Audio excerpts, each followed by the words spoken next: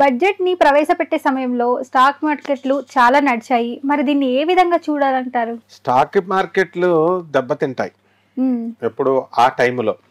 ఇక్కడ ఏం చేశారంటే స్టాక్ మార్కెట్ మీద కూడా చక్కగా అట్ ద సేమ్ టైం మళ్ళీ making charges in the capital gain taxes for the financial year, దీంతో పాటు కస్టమ్ డ్యూటీస్కి ఇవన్నీ మార్పులు వచ్చినాయి కదా. ఎప్పుడైనా సరే బడ్జెట్ వచ్చినప్పుడు వేవరింగ్ గా ఉంటుంది షేర్ మార్కెట్.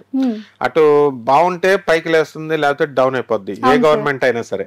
కానీ ఇప్పుడు కూడా అలాగే డౌన్ అయింది. కానీ అక్కడ ఏం చేశారు, income tax slab, impact on share market and budget కి హైలైట్స్, కార్పొరేట్ రియాక్షన్స్ అబ్జర్వ్ చేస్తూ ఫైనాన్స్ మినిస్టర్ ప్రవేశపెట్టింది. కాబట్టి షేర్ మార్కెట్ పెద్ద దీనివల్ల ఏం పతనం కాలేదు. మళ్ళీ ఎందుకంటే మోడీ గారు ఉన్నంతసేపు కూడా షేర్ మార్కెట్, కమోడిటీస్ ఇవన్నీ కూడా స్టాండర్డ్ గా ఉంది. అంతేకాదు ఇండియన్ రెవెన్యూని ఎలా నుంచోబెట్టాడంటే ఆయన, యుఎస్ డాలర్స్ పడిపోయినాయి, యుఎస్ రెవెన్యూ పడిపోయింది, లండన్ పడిపోయింది, అన్ని కంట్రీస్, ఆస్ట్రేలియా, అన్ని కంట్రీస్ పడిపోయినా సరే మన ఇండియన్ ఎకనామిక్ సిస్టమ్, ఆర్థిక ఈ యొక్క సిస్టమ్ మాత్రం నిలబడే విధంగా నరేంద్ర మోడీ గారు రూపొందించారు. దీని అంతటికీ కారణం ఏంటంటే ఆయన ఫాలో అయ్యింది. తర్వాత నిర్మలా సీతారామన్ గారు ఆనరబుల్ ఫైనాన్స్ మినిస్టర్, ఆమె ఫాలో అయింది యూనియన్ మినిస్టర్ ప్రభాత్ రంజన్ సర్కార్ అని, కలకత్తా బేస్డ్ సైంటిస్ట్, ఎకనామిస్ట్ అనమాట. ఆయన ప్రభాత్ రంజన్ సర్కార్ గారు ఆయన ఏం చేశారంటే ప్రోగ్రెసివ్ యూటిలైజేషన్ థియరీ అని ఒక థియరీని ఇచ్చారు. అది ప్రగతిశీల ప్రయోజక తత్వం అంటారు.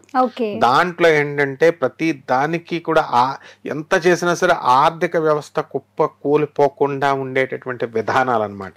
For example, and maximum utilization of the sources, maximum utilization of the human intellect, అదంతా కూడా చెప్పడం జరిగింది. దాన్ని పట్టుకొని ఆయన డాక్టర్ రవి భాత్రా అని గూగుల్ చేసి చూసుకోవచ్చు, నేను చెప్పినవన్నీ కూడా.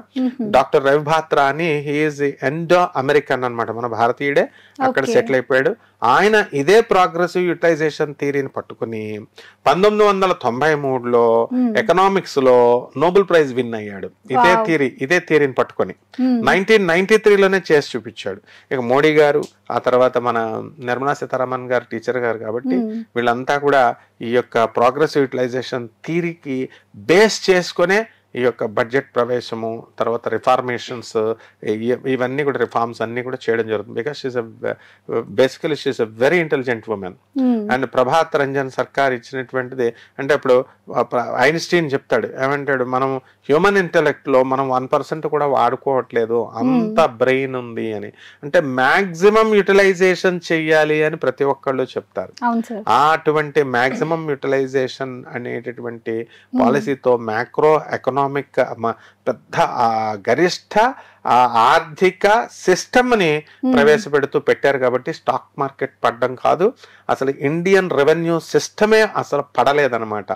ఇది ఇలాగే కంటిన్యూ అయిపోద్ది. అనదర్ 5 years వరకు కూడా మోడీ గారు ఉన్నంత వరకు భారతదేశానికి ఆర్థిక వ్యవస్థకి ఏమీ చెక్కు చెదరదనమాట. చాలా మంచి ఇన్ఫర్మేషన్ ఇచ్చారు సార్, చాలా చాలా ధన్యవాదాలు. ధన్యవాదాలమ్మా. ఇప్పుడు ఆపరేషన్ లేకుండానే మోకాళ్లకు ప్లాస్మా ట్రీట్మెంట్, మీ ఆర్థోపెడిక్ సమస్యలన్నిటికీ రోబోటిక్ టెక్నాలజీ ద్వారా తక్కువ ఖర్చుతో శాశ్వత పరిష్కారం, ఫ్రీ కన్సల్టేషన్, ప్రతి ట్రీట్మెంట్ పై 20% డిస్కౌంట్. ఈ ఆఫర్ కొద్ది రోజులు మాత్రమే, త్వరపడండి. V9 hospitals 9281465842.